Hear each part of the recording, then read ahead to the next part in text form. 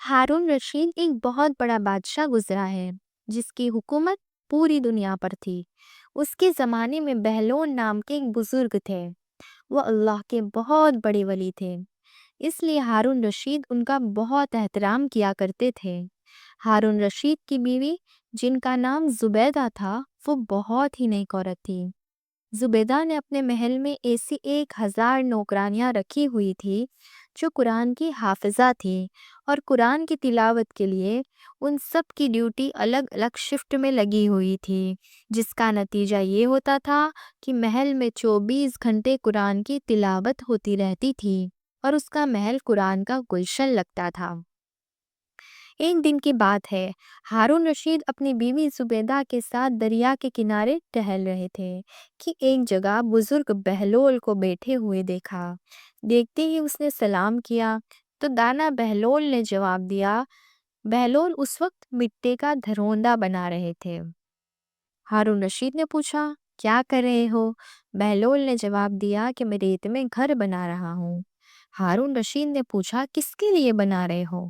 بہلول نے جواب دیا، جو اس گھر کو خریدے گا میں اس کے لیے دعا کروں گا کہ اللہ تعالیٰ اس کو جنت میں گھر عطا فرمائے۔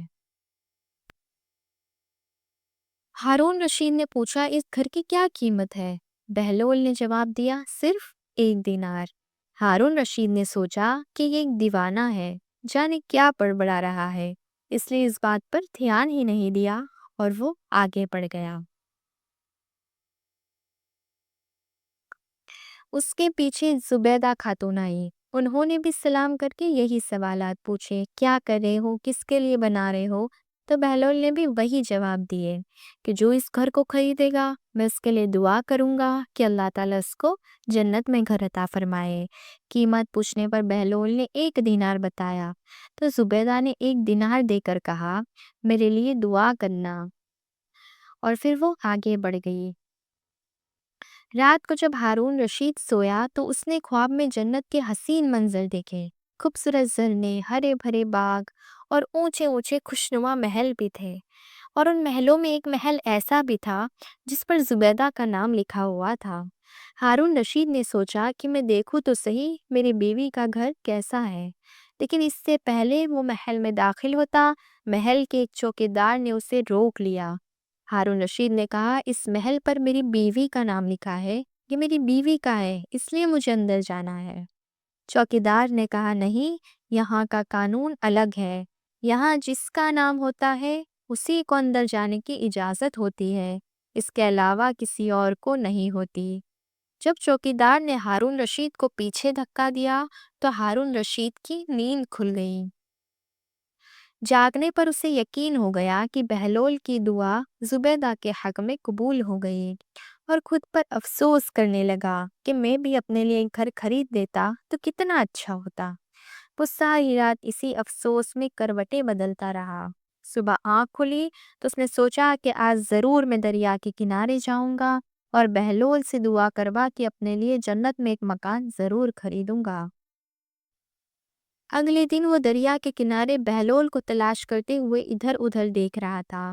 اس نے پھر بہلول کو اسی طرح کا مکان بناتے دیکھا، قریب جا کر سلام کیا اور بہلول نے جواب دیا۔ اس کے بعد وہی سوالات شروع ہو گئے۔ ہارون رشید نے پوچھا، کیا کر رہے ہو؟ بہلول نے جواب دیا، ریت میں گھر بنا رہا ہوں۔ ہارون رشید نے پوچھا، کس کے لیے بنا رہے ہو؟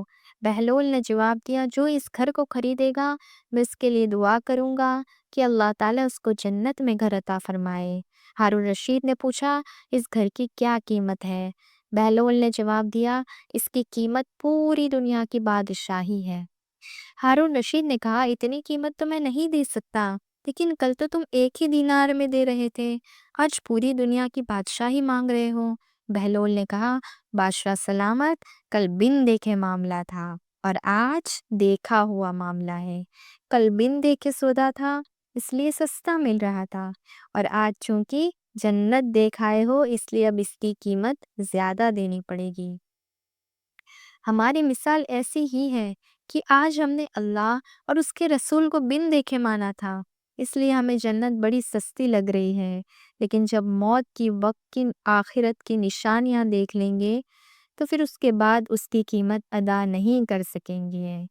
ہر روز نئی حدیث سننے کے لیے ڈیلی حدیث کو ضرور سبسکرائب کریں اور شیئر کریں۔ جزاک اللہ۔